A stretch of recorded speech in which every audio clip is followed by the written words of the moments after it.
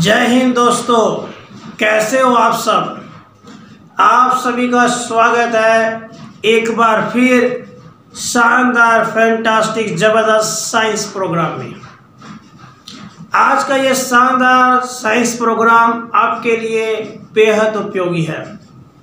This is important for 10th class, 12th class, diploma as well as all competition exam.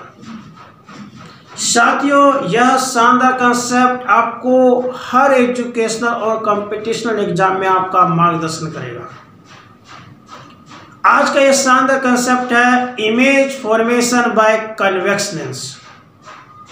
Convex lens के द्वारा image कैसे form होती हैं। आप सभी को तो याद ही है, पिछले लेक्चर में मैंने आपको बताया है लेंस एक ऐसा डिवाइस है जिससे रिफ्रैक्शन होता है। लेंस दो प्रकार के हैं, convex lens, concave lens. Convex lens जो बीच में मोटा है, किनारे पर पतला है। कनकेव लेंस जो बीच में पतला है, किनारे पर मोटा है। ये तो पता ही आपको। अब बात आती है इससे इमेज कैसे फॉर्म होते हैं। चलिए समझते हैं। साथियों, ये कॉन्वेक्स लेंस है। We take a convex lens in front of you. ये प्रिंसिपल एक्सिस है, ये इसका ऑप्टिकल सेंटर है। Okay, I am taking a convex lens, this is the optical centre and this is the principal axis. This is focus, this is focus. मान लीजिए F1 है ये और ये 2F1 है। Okay, similarly here is F2 and this is 2F2। तो साथियों, image का जो फॉर्मेशन है वो इस बात पर निर्भर करता है कि ऑब्जेक्ट की पोजीशन क्या है। अलग अलग ऑब्जेक्ट की पोजीशन के लिए इमेज की पोजीशन अलग अलग होती है, उसका नेचर अलग अलग होता है।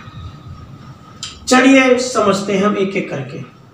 सबसे पहले हम ये जानते हैं कि यदि ऑब्जेक्ट इन्फिनिटी पर है,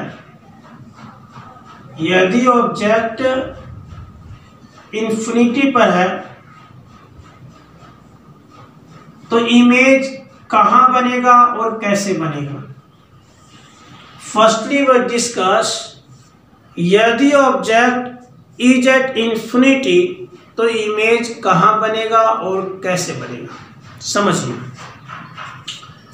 इन्फिनिटी माने अनंत दूरी पर, तो यहां पर पैरेलल रेज इन्फिनिटी से आएंगे, like in this way. Infinity from infinity, ये जो रेज आ रही है वो इन्फिनिटी से आ रही है, तो इन्फिनिटी से पैरेलल रेज यहां आएंगी और पैरेलल रेज आकर सारी जो रेज है वो कन्वर्ज होके कहां बनाएंगे इमेज, फोकस पे। ओके, ठीक है दोस्तों।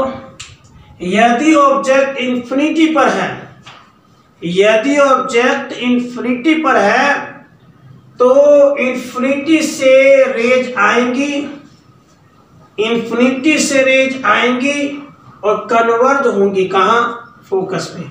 तो इमेज बनेगा, इमेज फॉर्म्ड एट फोकस। तो इमेज बनेगा कहां, फोकस पे। कंफर्म दोस्तों, समझ आ गया आपको।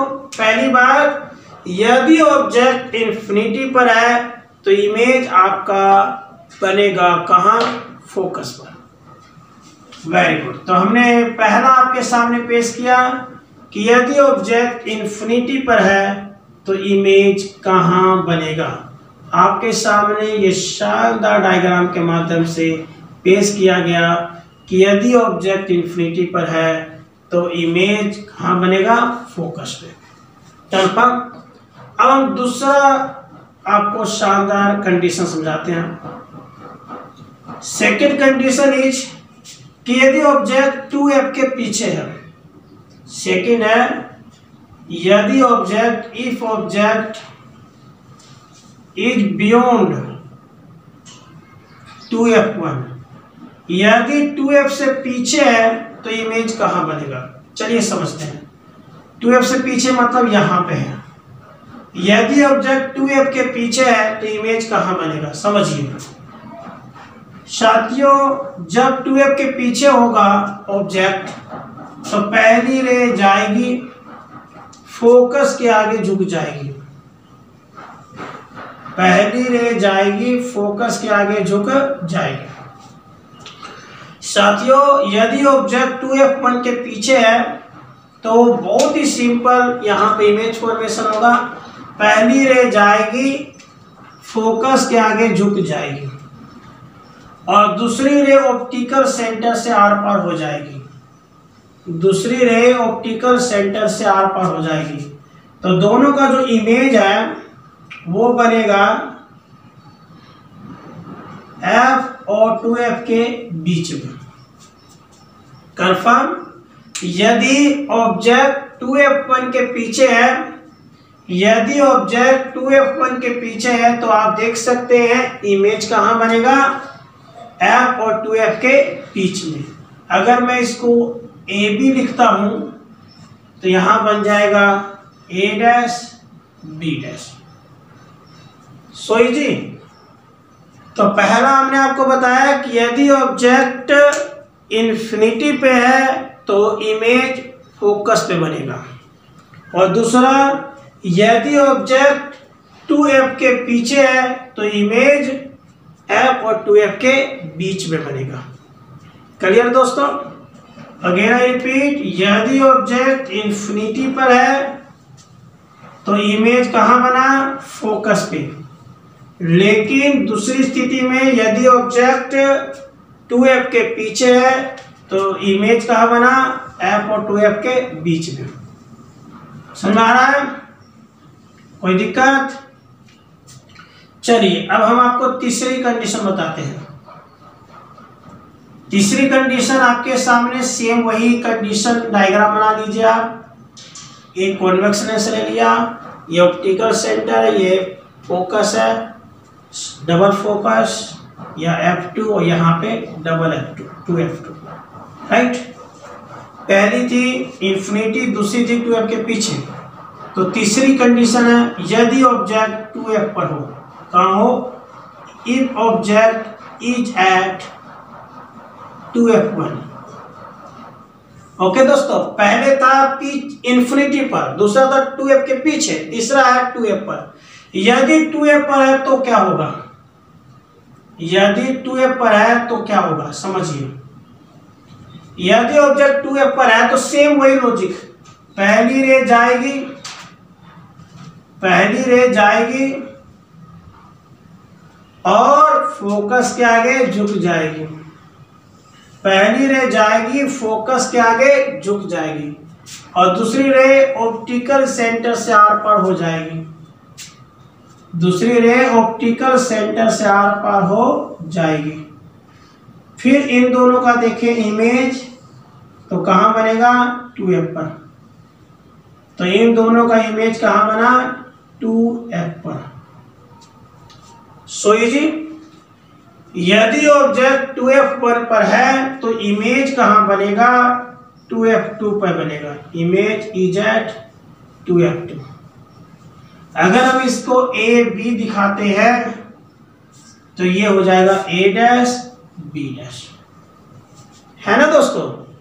इन्फिनिटी पर है तो बना फोकस पे, 2f के पीछे था तो f 2f के बीच में, 2f1 पर है तो 2f2 पर। कहने का तात्पर्य जैसे जैसे हम आगे बढ़ रहे हैं वैसे वैसी इमेज पीछे होता जा रहा है। इन्फिनिटी पर थे तो फोकस पे बना, 2f के पीछे थे तो f और 2f के बीच में बना, अब 2f पर आए तो 2f पे बना। तो आप देख सकते हैं बहुत ही शानदार इमेज फॉर्मेशन आपके स्क्रीन पर। अब हम थोड़ा और आगे चलते हैं, अब हम थोड़ा और आगे चलते हैं। ये आपका F1, ये आपका 2F1। इस बार ऑब्जेक्ट रखते हैं कहाँ, F और 2F के बीच में। तो सेम वही लॉजिक, पहली रे जाएगी फादर के आगे, फोकस के आगे झुक जाएगी। पहली रे जाएगी फोकस के आगे झुक जाएगी, और सेकेंड रे ऑप्टिकल सेंटर से आर पार हो जाएगी। कंफर्म? सिंपल टेक्निक, पहली रे जाएगी फोकस के आगे झुक जाएगी और दूसरी रे ऑप्टिकल सेंटर के आर पार हो जाएगी।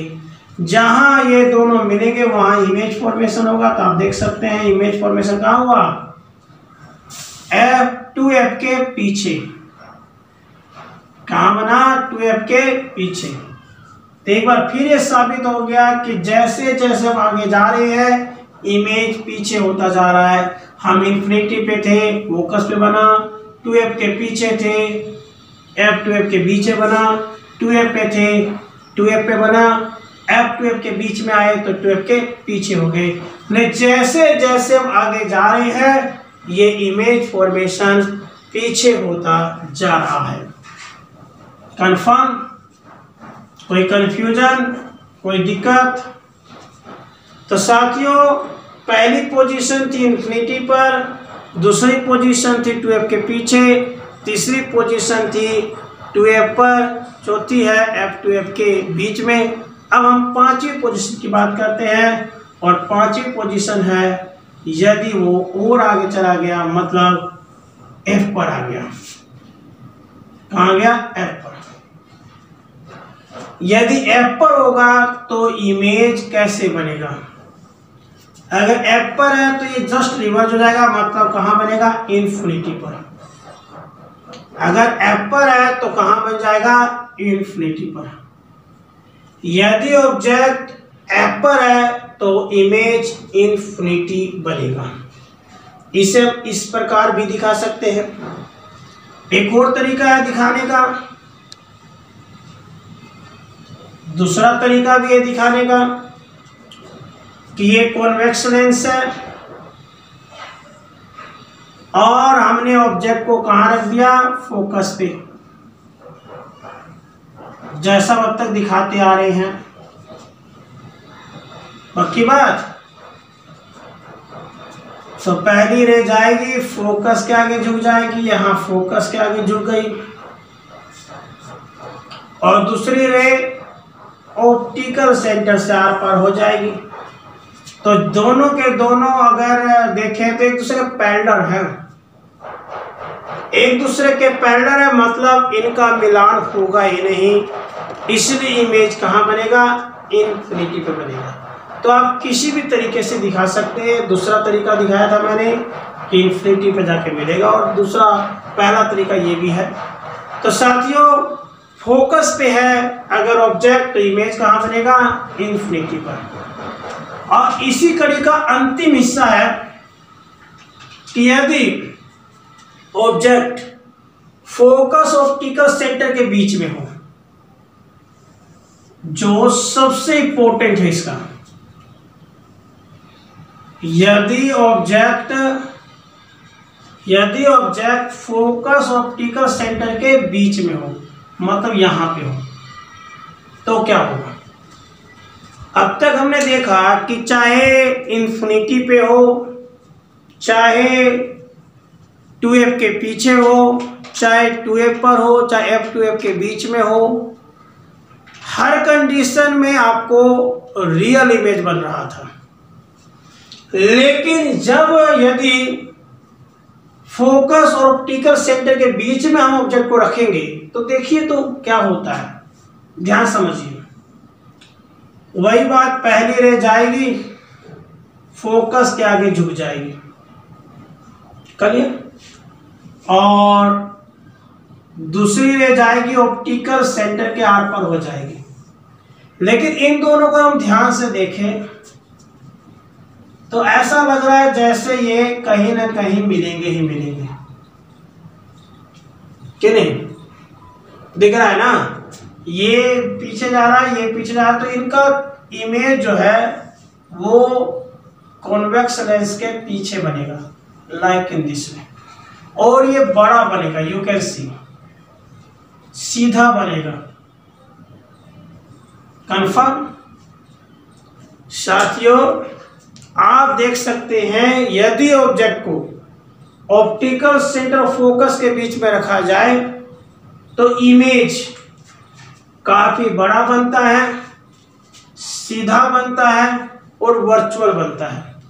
बाकी जितनी भी और कंडीशन बताई उसमें आपने देखा इमेज उल्टा बना था और कहीं ना कहीं आपने देखा कि अभी जो वर्चुअल इमेज बना वैसा नहीं था, मतलब वो रियल इमेज था। तो convex lens generally real image ही बनाता है, लेकिन जब ऑब्जेक्ट ऑप्टिकल सेंटर और फोकस के बीच में रखा जाता है तो आप देख सकते हैं इस समय कन्वेक्स लेंस वर्चुअल और बड़े साइज का इमेज बनाता है। तो साथियों, बड़ा ही फेमस शानदार कंसेप्ट आपके सामने पेश किया। विश्वास है आपको ये image formation by convex lens अवश्य ही समझ में आ गया होगा। साथियों, image formation by convex lens आपको हर कंपटीशन एग्जाम में और 10th 12th क्लास में काफ़ी उपयोगी है, इसलिए इसे बड़े ध्यान समझिए और कोई भी आपकी समस्या हो हमसे पूछिए, हम आपका समाधान करेंगे। तो इस शानदार कंसेप्ट के साथ कि आप इसे समझ गए होंगे, आप हंसते रहिए, मुस्कुराते रहिए और पढ़ते रहिए। सेम टाइम सेम जगह फिर मिलेंगे एक और नए धाकड़ कंसेप्ट के साथ। जय हिंद।